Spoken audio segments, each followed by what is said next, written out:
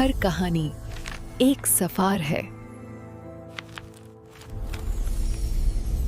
राज बेटा, पढ़ाई पर थोड़ा ध्यान दे।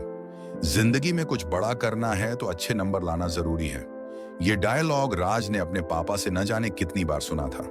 राज एक बिल्कुल टिपिकल मिडिल क्लास मोहल्ले में बड़ा हुआ।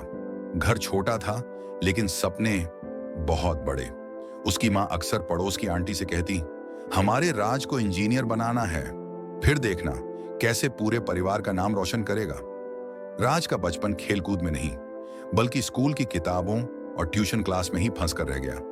गली के बच्चे जब क्रिकेट खेलते, राज खिड़की से झांकता रहता, हाथ में वही रटने वाली किताब। उसके लिए बचपन का मतलब बस यही था, रट लो, नंबर लाओ, अच्छे कॉलेज में दाखिला पाओ और फिर नौकरी पकड़ लो। समय गुजरा, राज कॉलेज पहुंचा, लेकिन यहां भी वही कहानी, नॉलेज कम, डिग्री का बोझ ज्यादा। एमबीए करने के लिए उसने बैंक से लोन लिया और पापा ने तो गहने तक गिरवी रख दिए। दोस्त समझाते, भाई एमबीए कर ले, बढ़िया जॉब लगेगी, जिंदगी सेट हो जाएगी। राज ने भरोसा कर लिया, लेकिन सच क्या निकला? जॉब तो मिल गई, सैलरी भी ठीक ठाक थी, पर हर महीने की ईएमआई ने उसकी पूरी कमाई ही खा ली। पहली सैलरी जब हाथ में आई तो राज ने सोचा, अब थोड़ी आजादी मिलेगी, लेकिन पापा ने याद दिलाया, बेटा हर महीने बैंक को ईएमआई देनी है, भूलना मत। उस पल राज को लगा जैसे उसने पढ़ाई नहीं बल्कि गुलामी खरीद ली हो। राज की एक आदत थी, वो हर किसी को हाँ बोल देता। दोस्त कहते, चल पार्टी में चलते हैं, राज हाँ क्यों नहीं। ऑफिस में बॉस कहता, वीकेंड में भी काम करना पड़ेगा, राज ठीक है सर। रिश्तेदार बुलाते, शादी में जरूर आना, और राज बिना सोचे समझे हाँ। धीरे धीरे उसे समझ आया कि सबको खुश करने की कोशिश में वो खुद को खो रहा है। उसका वक्त बर्बाद हो रहा था और सपने कहीं पीछे छूट रहे थे। समय गुजरा, अब राज की शादी की बारी आई। घर वालों का सपना था, शानदार शादी, लाइटिंग, डीजे, बड़ा हॉल, दहेज का दिखावा, इंस्टाग्राम वाली फोटोशूट, सब कुछ। राज चुप रहा। अंदर से उसे लगता था कि ये सब फिजूल है, लेकिन ना कहने की हिम्मत उसमें नहीं थी। शादी हो गई, साथ में आया 30 लाख का कर्ज भी। शादी की पहली रात पत्नी ने पूछा, इतने खर्च की जरूरत थी क्या? राज के पास कोई जवाब नहीं था। राज ने बस धीरे से कहा, पता है, ये शादी हमारे लिए नहीं थी, दूसरों को दिखाने के लिए थी। शादी के बाद ईएमआई का बोझ और बढ़ गया। कार की ईएमआई, मोबाइल की ईएमआई, घर की ईएमआई, फर्नीचर की ईएमआई, हर तरफ बस किस्तों का जाल। राज का महीना कुछ यूं गुजरता, सैलरी आती, उसका 70% ईएमआई में चला जाता, बचे हुए पैसों से घर का खर्च निकलता और आखिर में कुछ भी नहीं बचता। सोशल मीडिया पर दोस्त अपनी नई गाड़ियां दिखाते, आईफोन फ्लॉन्ट करते। राज सोचता, मैं क्यों पीछे रहूं? और इसी सोच में एक और ईएमआई ले लेता। धीरे धीरे उसे एहसास हुआ कि यह सब बस दिखावा है। असल में ईएमआई ने उसे कैदी बना दिया है। एक रात राज ऑफिस से थका हारा घर आया। टेबल पर सैलरी स्लिप रखी थी। उसने कैलकुलेटर उठाया और हिसाब लगाया।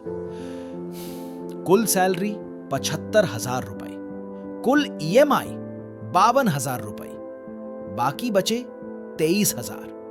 राज हंस पड़ा लेकिन वो हंसी दर्द छुपाने के लिए थी। उसके मन में सवाल गूंज रहा था, ये जिंदगी है, नौकरी करके भी गुलामी। उसी रात उसने YouTube पर एक वीडियो देखा। वीडियो में कोई कह रहा था, मिडिल क्लास ट्रैप कोई हादसा नहीं है, ये सिस्टम है। ईएमआई तुम्हें गरीब बनाए रखने का सबसे बड़ा जाल है। ये सुनते ही राज जैसे भीतर से हिल गया। वो रात उसकी जिंदगी का टर्निंग पॉइंट बन गई। राज ने तय कर लिया, अब और नहीं। उसने छोटे छोटे बदलाव शुरू किए। सबसे पहले सीखना। ऑफिस से लौटकर रोज 1 घंटा नई चीजें पढ़ता। कभी डिजिटल मार्केटिंग, कभी फ्रीलांसिंग, तो कभी स्टॉक मार्केट बेसिक्स। धीरे धीरे उसके अंदर कॉन्फिडेंस आने लगा। फिर आया बिल्ड मोड। अब उसने हर जगह हाँ कहना बंद कर दिया। दोस्तों ने बुलाया, चल पार्टी करते हैं। राज बोला, भाई अभी इंपॉर्टेंट काम कर रहा हूं। शुरू में सबने मजाक उड़ाया, लेकिन बाद में सबको समझ आ गया कि राज सच में सीरियस है। उसने अपनाया सिंपल लाइफस्टाइल, कोई नई ईएमआई नहीं ली, नया फोन खरीदने की बजाय पुराना ही ठीक करा लिया, महंगी कार बेचकर सस्ती बाइक ले ली और शादी का कर्ज उतारने पर ध्यान लगाया। साथ ही सीखी स्मार्ट फाइनेंस की सोच। अगर किसी चीज को 2 बार खरीदने लायक पैसा नहीं है तो मत खरीदो। इस नियम ने उसकी जिंदगी बदल दी। धीरे धीरे उसने ईएमआई खत्म कर दी और सेविंग्स शुरू कर दी। अब राज बदल चुका था। उसने फ्रीलांसिंग शुरू की, एक्स्ट्रा इनकम आने लगी, स्टॉक मार्केट और म्यूचुअल फंड्स में छोटी छोटी इन्वेस्टमेंट्स की, और जब वो ईएमआई फ्री हुआ तो उसे सच में आजादी महसूस हुई। उसके दोस्त अब भी महंगे गैजेट्स और किस्तों वाली कारों में उलझे हुए थे, लेकिन राज अब फाइनेंशियल इंडिपेंडेंस की राह पर था। एक दिन पत्नी ने मुस्कुराकर कहा, राज, तुम सच में बदल गए हो। पहले तुम सिर्फ दिखावे में जीते थे, अब तुम असली जिंदगी जी रहे हो। कुछ सालों में राज की इनकम सोर्सेस कई हो गईं। उसने अपने माँ बाप को आराम से रिटायर कर दिया, घर का सारा कर्ज चुका चुका था। अब राज हर वीकेंड बच्चों को इकट्ठा करता और उन्हें फाइनेंशियल लिटरेसी सिखाता। वो कहता, स्कूल तुम्हें ये कभी नहीं सिखाएगा कि पैसे कैसे काम करते हैं, ये तुम्हें खुद सीखना होगा। मोहल्ले के लोग उसे देखकर हैरान रह जाते। क्या ये वही राज है जो कभी ईएमआई में डूबा रहता था? एक दिन राज ने मोहल्ले के बच्चों और युवाओं को बुलाया और कहा, दोस्तों, ये मिडिल क्लास ट्रैप कोई गलती नहीं है।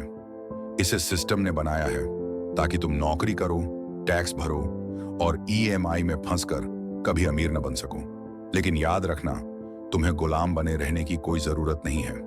अगर मैं निकल सकता हूं तो तुम भी निकल सकते हो। बस सीखना शुरू करो, दिखावे को छोड़ो और अपने सपनों के लिए बिल्ड मोड में आ जाओ।